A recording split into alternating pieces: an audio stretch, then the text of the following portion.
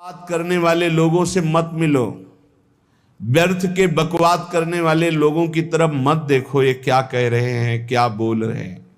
और तुम भी व्यर्थ का बकवाद मत करो। अपने समय को कीमती मान करके निरंतर प्रिया प्रीतम का नाम जप करो, उनके गुण लीला गाओ, उनकी सेवा में रहो। कभी प्रपंच की बातें, कभी प्रतिष्ठा का चिंतन, कभी नाना प्रकार के मान सम्मान का चिंतन, ये घुसने ना पावे हृदय में। बहुत सावधान रहना चाहिए साधक को। ऐसी बातें देखो मत, ऐसी बातें सुनो मत जिससे तुम्हारा हृदय उद्विग्न होकर प्रभु का चिंतन छोड़ दे। बंद करो अभी। अन्य लोगों के संग का त्याग कर दो, जो भगवत विमुख वार्ता करते हैं, संत निंदा करते हैं, दूसरों की निंदा करते हैं। कुछ हाथ नहीं लगता, ये लोग दुर्गति को प्राप्त होने वाले हैं। भक्तन निंदा अति बुरी भूल करे जिन कोय, किए सुकृत बहु जन्म के छिन में दारे खोए। पर निंदा के किए ते नहीं आवत नहीं कछुआत, मूर्ख पर्वत पाप को ले चल अपने साथ। तो अलम कश्यापि संगत्या, ऐसा संग मत करो जिनके पास बैठने से भक्त निंदा, जन निंदा, भगवत निंदा हो। ऐसे से दूर रहो। अलम बंद कर दो ऐसे लोगों का संग। रात दिन हम श्यामा श्याम का नाम जप करेंगे, श्यामा श्याम के लीला गुण गाएंगे, श्यामा श्याम के ही धाम का शोभा का चिंतन करेंगे। जब तुम अपना जीवन श्यामा श्याम के चरणों में न्यौछावर कर दोगे तो पूरा भार श्यामा श्याम ले लेंगे और तुम्हारे हृदय में मस्ती आ जाएगी। जो ऐसा निश्चयी होता है, दृढ़ निश्चयी, उसके अंदर दृढ़ विश्वास, तो उसके हर समय भगवान की स्फूर्ति होती रहती है। भारी प्रतिकूलता में भी भगवान का सानिध्य अनुभव होता है। वो अनुकूलता में तो भगवान के दुलार को देखता है, लेकिन प्रतिकूलता में भगवान की विशेष कृपा को देखता है। ये संयोग, ये वियोग, संसार की ये द्वंद्वमयी वृत्तियां भक्तों के हृदय में नहीं चुभती। आए की हुज्जत नहीं, गए की तलाश नहीं, क्योंकि नित्य संयोग भगवत स्मृति के प्रभाव से प्रभु का रहता है। शोक, विषाद बहुत ध्यान देने योग्य विषय है। तभी लोगों को ऐसा लगता है कि ऐसा कैसे हो सकता है। भक्त के चरित्रों को जब सुनते तो लगता है ऐसा कैसे हो सकता है, ऐसी परिस्थिति में भी ऐसा कैसे हो सकता है। क्योंकि तुम मानसिक बुद्धि से युक्त हो और वो भागवतिक स्थिति से युक्त है, इसलिए तुम उसको पार पा ही नहीं सकते। जब तुम अपना जीवन श्यामा श्याम के चरणों में समर्पित कर देते हो हृदय से, फिर उनकी कृपा से सब विघ्न दूर हो जाते, एक अपार मस्ती रहती है। नहीं तो शोक, विषाद, दुख, क्लेश, कष्ट, संताप, भय, उद्वेग, ये सदैव सताते रहते हैं। इसी से डिप्रेशन होता है। बार बार नकारात्मक चिंतन, शोक, विषाद, दुख, चिंता, क्लेश, संताप, भय, उद्वेग, यही पूरे मानसिक स्तर को नष्ट कर देते हैं। उत्साहहीन जीवन हो जाता है। जब तुम श्यामा श्याम को समर्पित हो जाते हो तो ये सब प्रवेश भी नहीं करते, एक अपार मस्ती बनी रहती है। अब क्या होगा? श्यामा श्याम जो करेंगे वही होगा। श्यामा श्याम पता नहीं कैसा करें, नहीं, वो सदैव मंगल भवन है, वो जो करते महामंगल होता है। यह निश्चय उपासक के हृदय में आ जाना चाहिए। इसलिए अपना सारा मन, सारी बुद्धि, सारा जीवन, प्रत्येक श्वास प्रभु को अर्पण कर दो। फिर देखो तुम निहाल हो जाओगे। दुख, शोक, विषाद, क्लेश, कष्ट, संताप, भय, उद्वेग, ये उसी को व्यापते हैं जिसने अपने जीवन को प्रभु के चरणों में अर्पित नहीं किया। इसलिए तुम अपना सारा मन, सारी बुद्धि, सारा जीवन, प्रत्येक श्वास केवल प्रभु को अर्पित कर दो, फिर देख लेना श्वास कैसे अर्पित की जाती, राधा राधा राधा। बुद्धि कैसे अर्पित की जाती, एकमात्र निश्चय कि भगवत सुख ही सुख है, ये जागतिक सुख सुख नहीं, ये दुख है, ये ऐसा दलदल है जिससे आज तक कोई नहीं निकल पाया। सारा मन, हम मन से केवल प्रभु का मनन करें, बार बार मन को संसार से हटा के नाम में, रूप में, लीला में, धाम में लगाएं।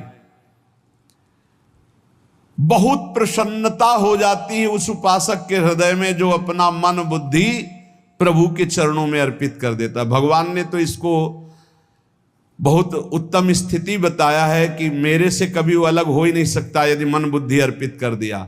मय्येव मन आधत्स्व मयि बुद्धिम निवेशय, तो निवश्य मयि एव अत ऊर्ध्वं न संशया, बिल्कुल संशय नहीं, वो मेरे में ही निवास करेगा जिसने मन और बुद्धि अपनी मेरे में अर्पित कर दी। बहुत प्रसन्नता रहेगी उस उपासक के जीवन में जो अपने आप को मन बुद्धि सहित प्रभु के चरणों में समर्पित कर दिया है। भगवान का आश्रय लेने वाले की पहचान है हर परिस्थिति में प्रसन्न रहना। देखो आप भगवद आश्रित हो कि नहीं, देखो अनुकूल परिस्थिति में तो सब प्रसन्न रहना, लेकिन प्रतिकूल परिस्थिति में प्रसन्न रहना ये भगवान के भक्तों का लक्षण है। हर परिस्थिति में प्रसन्न रहना ये भगवान के भक्तों का लक्षण है। आनंदगन भगवान का आश्रय मिलते ही आनंद छा जाता है हृदय में। उनके पास आनंद का अभाव होता ही नहीं है। जैसे सूर्य का प्रकाश उदय होते ही सूर्य का प्रकाश संपूर्ण अंधकार को नष्ट कर देता है, ऐसे ही भगवान का संपूर्ण आश्रय लेते ही सब दुख चिंता शोक नष्ट हो जाते, आनंद ही आनंद। तुम भगवान के मंगलमय रूप को नहीं जानते हो, पर उनके मंगलमय भाव को, विधान को मानना शुरू कर दो। जो भी होता है मंगलमय होता है।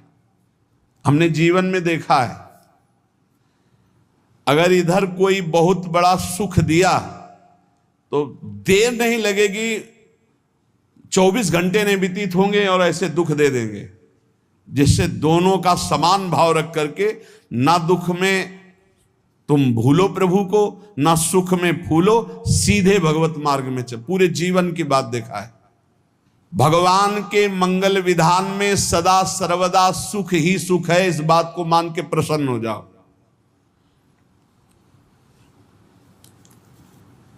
जब भगवान का भजन करने वाले की तन्मयता बढ़ती है भजन में, तो द्वेषी जन अपने आप तैयार हो जाते हैं। भक्त कभी किसी से द्वेष नहीं करता, अपने आप वो द्रोह करने लगते। तो नरसिंह मेहता जी से बहुत गांव के कई लोग थे जो जलते थे, ऐसे जलते थे कि अब क्या करें, कैसे मिटा दे नरसिंह मेहता जी को। अब उपाय तो मिल नहीं रहा था। तो एक दिन संतों की मंडली आई और उन्होंने कहा कि हम रास्ते में कोई चोर आदि धन ना ले ले, इसलिए यहां से किसी की हुंडी चलती है क्या द्वारिका में? पहले ऐसा था। बोले हाँ, हमारे यहां बहुत बड़े सेठ हैं नरसिंह मेहता जी, पर आप कहोगे वो मना कर देंगे। कई बार कहोगे, अगर वो स्वीकार कर ले तो वहां। और उनका लक्ष्य था कि नरसिंह मेहता जी की तो खाने की भी सुविधा नहीं थी, हुंडी कहाँ की बात आई। उनका था कि जब वो ना कहेंगे तो संतजन नाराज हो जाएंगे, अगर हाँ कह दिया तो वहां हुंडी चुकेगी नहीं, तो संतजन अपने आप इनको शाप दे देंगे, अपराध बन जाएगा, ये नष्ट हो जाएंगे। संतों को भेजा नरसिंह मेहता जी ने, सबकी दंडवत की, चरण पखाड़े। तो उनका ये इतना रुपया है, द्वारिका में साधु सेवा हम करेंगे, वहां तुम्हारी हुंडी चलती है तो आप अरे उनका आप कहाँ भूल रहे हो, यहाँ खाने की भी व्यवस्था। बोले हमें सब पहले से बता दिया गया कि आप मना करोगे, बार बार मना मत करो, हमें पता है। तो उन्होंने ठाकुर जी की तरफ देखा, बोले क्या लीला है प्रभु, संतों से हम क्या कहें, ये ले रुपये। उस समय स्वर्ण की मोहरें चलती थी, बेच के बाजार से खूब उन संतों को पवाया, उन्हीं संतों की सेवा की।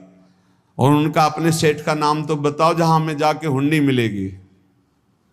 सेठ सावल सा सेठ।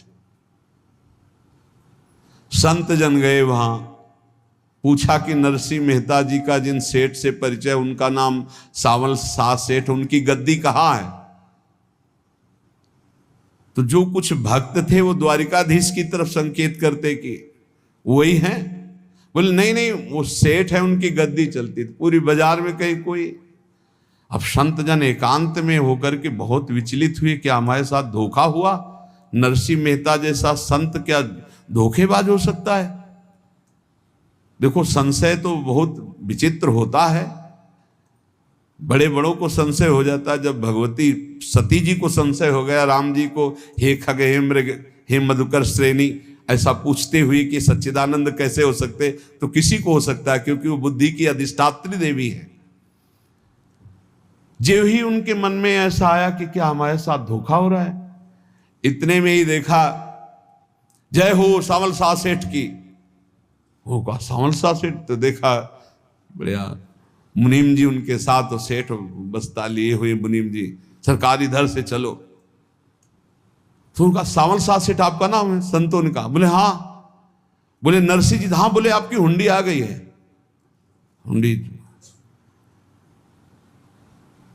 एक कागज में लिखा कि ये हमारे सेठ जी को दे देना।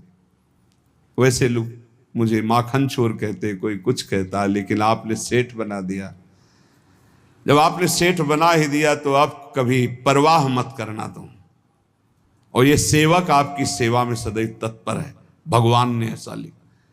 जो भगवद आश्रित है, एक बार ये चलता रहता है, जो संत जन होते हैं उनके विरोधी अपने आप बन जाते हैं, किसी से कोई मतलब नहीं, अपने आप विरोधी बन जाते हैं। कबीरदास जी का पूरी काशी में यश था।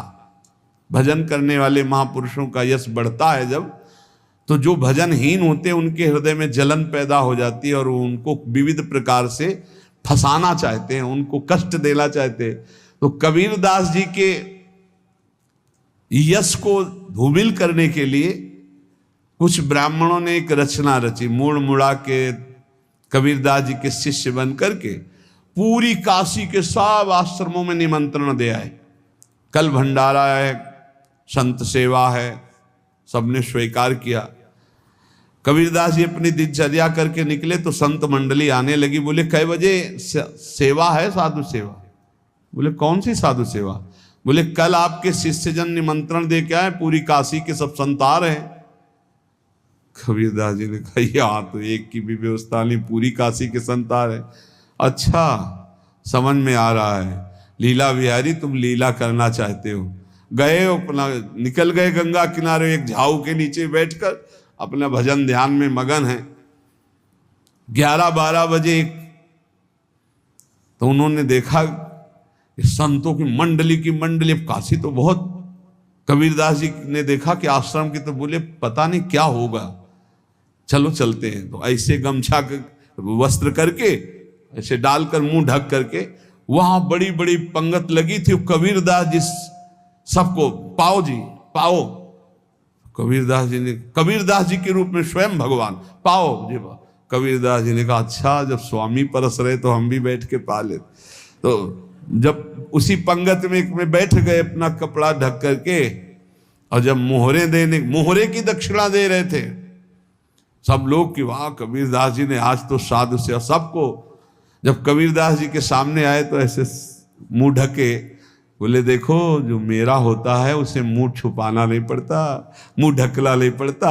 लो दक्षिणा, तुम भी दक्षिणा लो। कबीरदास जी को कबीरदास जी दक्षिणा दे रहे, वो कबीरदास जी है भगवान, और ये पाले वाले कबीरदास जी है भगवान के जन। कभी भगवान अपने, अरे जमाने जोर लगा ले, कितना जोर लगाएगा, भक्त और भगवान का झंडा कभी न झुकने पाएगा। बिल्कुल चिंता, शोक, भय, उद्वेग रहित जीवन भगवद आश्रित। तुम भगवान के मंगल विधान में सदा सर्वदा प्रसन्न रहो। अब ये विचार कर लो कि भगवान जो करेंगे तुम्हारा मंगल करेंगे। अब थोड़ा ऐसा बीच में लगता है कि अमंगल हो रहा है क्या, लेकिन पक्का समझो बहुत बड़ा मंगल उनका विधान होता है। बहुत ही उत्तम मंगल होता है भगवान के शरणागत का। भगवान हमारे विचारों वाले नहीं हैं, हमारे विचार प्राकृतिक है, भगवान के विचार चिदानंदमय हैं। वो अपने विचार से हमारा मंगल करते हो, हम अपने विचार से मंगल चाहते हैं। भगवान के विचार से मंगल ही हमारा होगा। इसलिए कभी हमको चिंता शोक भय नहीं करना। ध्यान नहीं होगा कि तुम दुखी हो जाओ, बस तुम्हारी सोच हो सकती है, उसका परिणाम बहुत मंगल होगा। जगत की ओर से निराश हो जाओ, किसी से आशा मत रखो, फिर आप देखो आपका जीवन कैसा आनंदमय व्यतीत होता है। ये जो जगत की आशा है यही दुख प्रदान करती, सच्ची जगत की आशा ही दुख प्रदान करती है। अगर जगत से कोई संबंध न रखा जाए और भगवत भाव में रहकर तो बहुत अच्छा जीवन चलेगा। अपने कर्तव्य का पालन करो, परिवार को भगवत स्वरूप मानकर पोषण करो, किसी से कोई संबंध मत रखो, कोई आशा मत रखो। यही अध्यात्म सिखाता है। अपने आप भगवत स्वरूप, सबका व्यवहार मंगलमय और आपका जीवन मंगलमय। अपने घर में ऐसे रहो जैसे किसी अतिथि के घर में रह जाता है। चलना है, यहां से जाना है। कौन रहता है अपने घर में अतिथि की भांति? भगवान का भक्त। जाना है यहां से, अपनी प्रिया प्रीतम के पास जाना। ये हमारा घर नहीं है, यहां तो हम समय व्यतीत कर रहे हैं, अपनी आयु व्यतीत कर रहे हैं भगवत आराधना करते हुए। हमें जाना है प्रिया प्रीतम के पास। वास्तविक घर भगवान का धाम है हमारा, वास्तविक घर वाले प्रभु हैं हमारे। जो नित्य सच्चिदानंद भगवान के चरणों में अपने चित्त को समर्पित करता रहता है, उसको यह अनुभव होने लगता है कि बड़ी कृपा है हमारे ऊपर, भगवान की बड़ी कृपा है हमारे ऊपर। सर्वसमर्थ परम सुहृद भगवान ऐसे भक्त के ऊपर हर समय वरद हस्त रखे रहते हैं। ये केवल प्रवचन नहीं, सच्ची बात मानिए। ऐसे भगवान का वरद हस्त हर समय रहता है। जब भगवान की छत्र छाया में भक्त अपने को देखता है तो आसपास घोर विपत्तियों का भी समुदाय हो तो भी वो आनंद में मगन रहता है। हर हालत में आनंदित रहना ये भक्त का स्वभाव है। भगवान ऐसे भक्तों को प्यार करते हैं जैसे कछुआ अपने अंडे को बाहर रख आवे और रात दिन उसका चिंतन करे। जब भक्त भगवान को समर्पित होता है तो भगवान रात दिन उसकी ऐसे चिंतन सुरक्षा करते हैं। अभय, ये दैवी संपदा का पहला गुण है। ये भगवान के शरणागत पर जागृत हो जाता है। वो भयभीत नहीं होता, किसी भी उससे भयभीत नहीं होता। यही डर ही डरप हरिवंश हित, जिनो भ्रमय गुण सलिल पर। इस डर से डरते रहना चाहिए कहीं गुण रूपी पानी में फिसल न जाए, नहीं तो गलती हो सकती है। साधक सावधान रहे। ये अभय दैवी संपदा का सबसे बड़ा गुण है। जो भयहारी भगवान की शरण में आ जाता है तो उसके अंदर ये अभय प्रकट हो जाता है। अगर कहीं तुम्हें एकांत में भय लग रहा है, एक आदमी तो एकांतिक में आए थे, वो कह रहे थे कि हमें हर समय भय लगा रहता कि कोई हमारे पीछे है। अंधेरा तो लगता कोई खड़ा है, मैं जीना मुश्किल हो गया, ऐसा भय। देखो ये मन कैसा है, भगवान से विमुख होने पर कैसे डरवाता है। वो कह रहे हैं हर समय मुझे डर लगा रहता है, कोई सामने खड़ा है, कोई पीछे खड़ा है, ऐसा भय लगने लगता है। और जब भगवान की शरण में आ जाते हैं तो ये अभय स्थिति हृदय में जागृत हो जाती है। कोई भी भय आसपास आ ही नहीं सकता, यहां तक कि नरक का भी भय खत्म हो जाता है जो भगवान की शरण में है। महापापी भी पुण्यात्मा महान भक्तों के समान वो उत्तम गति को प्राप्त हो जाता है जो भगवान की शरण में हो जाता है। पर ये जो भोगों का आश्रय लिए हुए हैं, मनमानी आचरण कर रहे हैं, ये कभी उस अभय को जान ही नहीं सकते कोई अभय पद है क्या। इनको तो कदम कदम पर शोक, भय और दुख की प्राप्ति होगी, कोई बचा नहीं सकता। जो भोगों में लगे हैं, मनमानी आचरण कर रहे हैं, अगर निर्भय होना चाहते हो, परम सुखी होना चाहते हो, तो भगवान के शरणागत हो जाओ। सारे जगत को अभय दान देने वाले भगवान हैं। भगवान का एक प्रण है, मम पन शरणागत भयहारी। जो मेरी शरण में आ गया उसके भय का मैं नाश कर देता हूं। साधना में अवस्था मन की मानी जाती है कि आप कितने अच्छे साधक हैं। यदि आपका मन भगवदाकार है, हर समय भगवत चिंतन चल रहा है, आपके स्वप्न भागवतिक आ रहे हैं, आपके विचार भागवतिक हैं, तो आपकी अच्छी साधना हो रही। और यदि आपके स्वप्न गंदे आ रहे हैं, क्योंकि स्वप्न में मन का ही सारा खेल होता है, और आपकी चिंतन वृत्ति वासनात्मक चल रही, तो अभी साधना का प्रभाव मन पे नहीं पड़ा है। जिसका मन हर समय भगवत चिंतन करता रहता है, वो जीते जी जीवन मुक्त हो जाता, अनुभव होता है। जैसे किसी ने कहा कि हमें कैसे पता चलेगा कि हमारा काम हो गया है, तो जैसे आप भोजन पा लेते हैं तो किसी दूसरे से गारंटी थोड़ी लेनी होती कि हम छक गए हैं क्या, आप जरा बताना हम छक गए हैं क्या। नहीं, अपने हृदय में आ जाता है कि अब मैं तृप्त हो गया। ऐसे ही अपने हृदय में आ जाता है कि मेरा काम हो गया, अब मेरा जन्म नहीं होगा। ये हृदय में आ जाता है, अपने आप अनुभव में आ जाता है। जब स्वरूप बोध होता है तो किसी और से सलाह थोड़ी लेनी होती है, वो अपने आप अनुभव में आ जाता है। हाँ, यदि गुरुदेव का वर्ण नहीं किया है तो फिर आपको किसी न किसी गुरु से प्रमाणित करवाना पड़ेगा।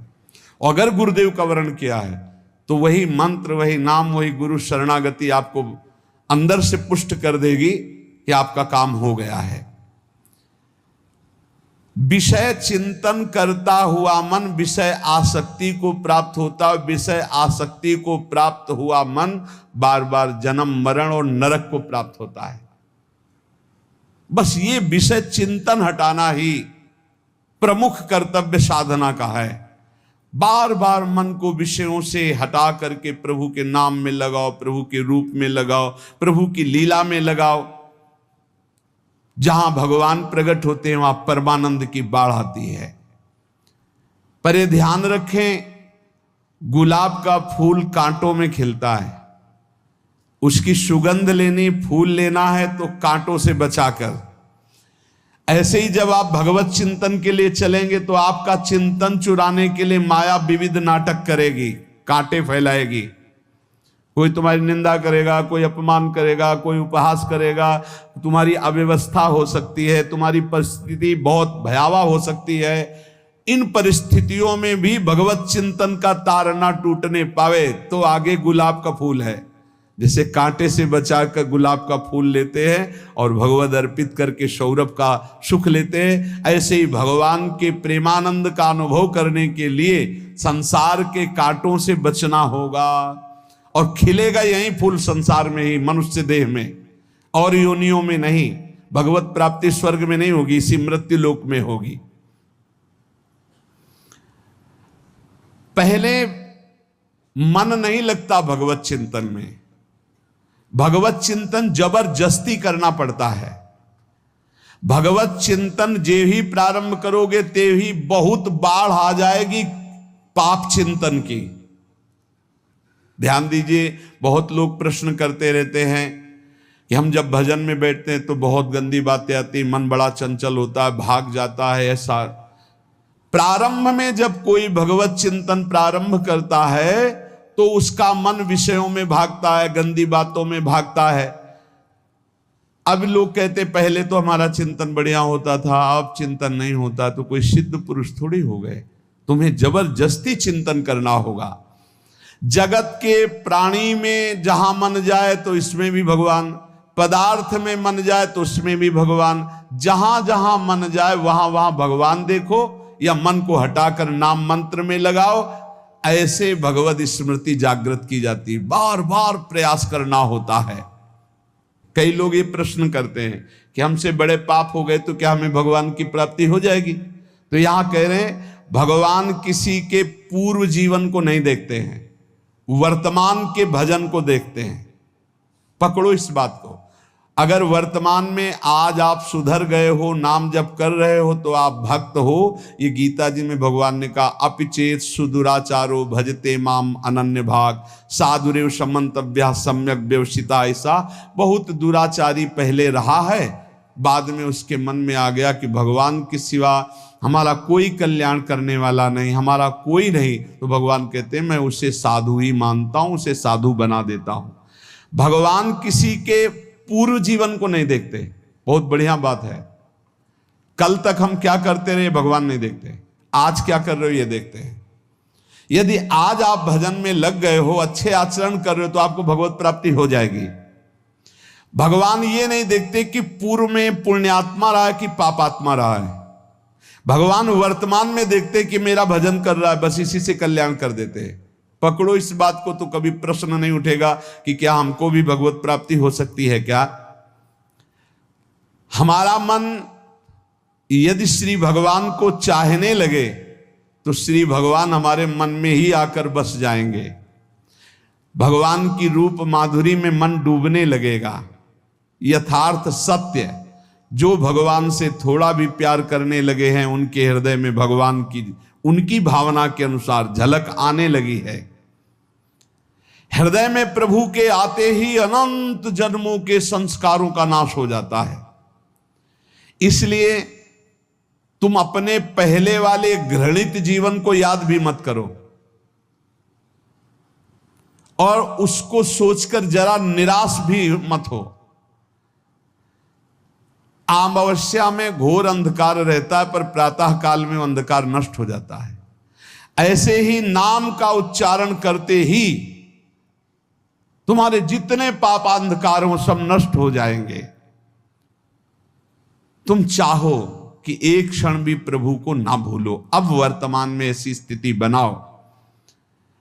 जो प्रभु को नहीं भूलने की चाह करता है कि मुझे ऐसी स्थिति प्राप्त हो कि मैं कभी प्रभु को ना भूलूं, तो सच्ची मानो और कोई बात भगवान सुने ना सुने, ये बात जल्दी सुन लेते हैं। भजन की मांग करो तो बहुत जल्दी भगवान पूर्ण करते हो। भजन जिसका चलने लगा तो फिर लोकांतर के सारी रिद्धियां सिद्धियां सुख वैभव तो उसके चरणों में लौटते हैं। जब हम प्रभु से प्रभु का स्मरण न मांगकर भोग मांगते हैं, तभी हमारा भजन रुक जाता है, भजन नहीं चल पाता। यदि हम प्रभु से केवल भजन मांगे तो विश्वास करो ब्याज में सब हो जाएगा। मूल भजन तो आपका बचेगा ही, ब्याज में लोकांतर के भोग आपके चरणों में लुटते घूमेंगे। आप भजन करके तो देखो, अरे घिघियाने की जरूरत नहीं, किसी से मांगने की जरूरत नहीं, भजन करके देखो सब ठीक हो जाएगा, सब अपने आप बन जाएगा। हम बहुत बड़ी भूल कर देते हैं कि थोड़ा भजन करके प्रभु से कुछ सांसारिक वस्तुएं, स्थितियां, परिस्थितियां बदलने की मांग कर लेते हैं, जिससे भजन छूट जाता है। प्रभु की स्मृति इतनी महान है कि जिन्होंने बैर भाव से प्रभु का स्मरण किया उनको भगवान की प्राप्ति हो गई। जैसे कंस आदि भगवान से बैर ही तो रखते थे, लेकिन भगवान की स्मृति रहती थी। स्मृति ने उनको भगवत प्राप्ति करा दी। स्मृति में महान सुख है, पर वो जब भक्ति रस से युक्त स्मृति होती तब माधुर्य रस, प्रेम रस का अनुभव होता है। कल्याण तो वैर भाव से स्मरण करने वालों को भी प्राप्त हो गया। यदि आप भक्त हो और ये चाहते हो कि आपकी भागवती की स्थिति बहुत जोर की हो, तो हम आपसे प्रार्थना करते हैं कि रोज प्रभु से एक ही बात मांगिए, मुझे अखंड स्मृति, वस्तु स्थान की स्मृति न रह जाए, केवल आपकी स्मृति रह जाए। ये चाह भगवान बहुत जल्दी पूर्ण कर देते हैं यदि उपासक हृदय से ये बात मांगे। भगवान की कृपा से ही ऐसा हो सकता है कि अखंड स्मृति ये कर्म फल से नहीं मिलती है। प्रभु के प्रति निर्भर होकर जो दैन्यता पूर्वक प्रभु से मांगता है और हर समय अभ्यास करता रहता है भगवत स्मरण का, उसको ये स्मृति मिलती है। और स्मृति मिल गई तो इससे बड़ी कोई स्थिति नहीं। हर समय भगवान का स्मरण, प्रभु से मन प्रतिपल नया नया स्वाद लेकर के आसक्त होता रहता है, नवम नवम। प्रभु कभी बासी नहीं होते। जैसे किसी व्यक्ति को देखो तो देखते देखते मन हट जाएगा कि देख लिया, बहुत सुंदर है, ठीक है, लेकिन वो एक दिन मन हट जाएगा। और प्रभु की सुंदरता नवम नवम है, प्रभु के नाम का स्वाद नवम नवम है, प्रभु की लीला का स्वाद नवम नवम है, प्रभु के धाम की शोभा नवम नवम है। जैसे आचार्य महाप्रभु हरिवंश चंद्र जी कहते, नयो नेह नव रंग नयो रस नवल श्याम वृषभानु किशोरी, नव पीतांबर नवल चूनरी, नई नई बूंदन भींजत गोरी, नव वृंदावन हरित मनोहर, नव चातक बोलत मोर मोरी, नव मुरली जो मल्हार नई गति, सब कुछ नया। तो नवम नवम प्रभु, प्रतिपल नवम नवम प्रभु का रूप, प्रियाजू का नवम नवम, अबहीं और अबहीं और अबहीं और है। तो कहते हैं जब मन निरंतर स्मृति में डूबता है तो जब प्रभु की रूप माधुरी प्रकाशित होती तो ऐसी नवम नवम कि कभी ये नहीं होता कि रूप बासी हो गया। ये वही रूप है जो हमने अभी देखा था, नवम नवम। इसलिए आनंद की उफान आती रहती है उपासक के हृदय में। ऐसी प्रियता, ऐसा आनंद बिना भजन के नहीं अनुभव में आएगा। इसलिए तुम विश्वास करो, तुम्हें बहुत सुंदर सुख मिलने वाला है, आगे अपार सुख मिलने वाला है। ये थोड़ा दुख का समय काट लो, जब तक जीवन है ये दुख सुख की लहर आती रहेगी, आप इसको सह जाओ, आगे बहुत आनंद है, विश्वास मान लीजिए, बहुत आनंद है। जो ये विश्वास कर लेता है वो प्रभु के मार्ग में चलकर प्रभु को प्राप्त कर लेता है। नहीं तो इतने रोड़े हैं कि आप ऊब जाओगे, बहुत रोड़े हैं। जो प्रभु के मार्ग में चलता है तो माया के बहुत से पार्षद अपना प्रभुत्व दिखाने उनके पास आते हैं, महिमा अपनी दिखाने, पर वो किसी वस्तु, स्थिति, अवस्था, प्राणी, पदार्थ का प्रभाव स्वीकार ही नहीं करता, क्योंकि भगवत स्मृति परायण है, भगवान की कृपा पर विश्वास है, इसलिए उसको कोई फंसा नहीं पाता। वो नित्य निरंतर प्रभु से घुला मिला रहने के कारण उसकी मस्ती में कोई फर्क नहीं पड़ता। माया का प्रभुत्व रखने वाले उसे फंसाने की चेष्टा करते हैं, पर उस पर किसी का असर नहीं होता। वो कहीं लिप्त नहीं होता, वो कहीं दुखी सुखी नहीं होता, वो हर समय प्रसन्न रहता है। तुम देखो, हर समय प्रसन्न रहते हो? यदि नहीं तो तुम किसी व्यक्ति वस्तु का आश्रय लिए हुए, प्रभु का नहीं। अगर हां तो हर समय प्रभु का स्मरण चलना चाहिए, हर समय प्रभु के आश्रित हो, फिर देखना ये आनंद, ये प्रसन्नता क्या रूप रखती है। बड़े बड़े मस्त संतों को देखा, मस्त ऐसे उन्माद में मस्त है, उस सुख के लिए ललचा भोगते रहोगे कब। बड़ा प्रपंच है ये। भगवान का स्मरण परम पुण्यात्मा पुरुष का हृदय माना जाता है। बहुत पवित्र हृदय, बड़ा पुण्यात्मा हृदय जिसमें भगवान का स्मरण। भगवान का विस्मरण पापात्मा पुरुष, भयानक विपत्ति, दुर्भाग्य आते हो। सुदृढ़ निश्चय करो, अब हम भगवान के स्मरण में अपना समय व्यतीत करेंगे। मेहनत करो, कार्य करने के लिए कोई मना नहीं। आप नौकरी करो, किसानी करो, व्यापार करो, पर अंदर अंदर भगवत स्मृति ही सबसे बड़ी स्थिति है। अब चाहे हम जीवित रहें, चाहे हमारे मरण जैसी विपत्ति आ जाए, चाहे सब हमसे हट जाए, चाहे सब हमको नमन करें, अब हम दृढ़ निश्चय करके केवल भगवान के स्मरण करते हुए इस संसार के बीच समय व्यतीत करेंगे। अब हम चूकने वाले नहीं, ये नियम लीजिए। चाहे जीवन रहे या ना रहे, चाहे मरण जैसा कष्ट आ जाए, चाहे सब वियोग हो जाए, सब चले जाए, चाहे सब संयोग हो जाए, सब नमन करें, अब हम प्रभु का स्मरण नहीं छोड़ेंगे।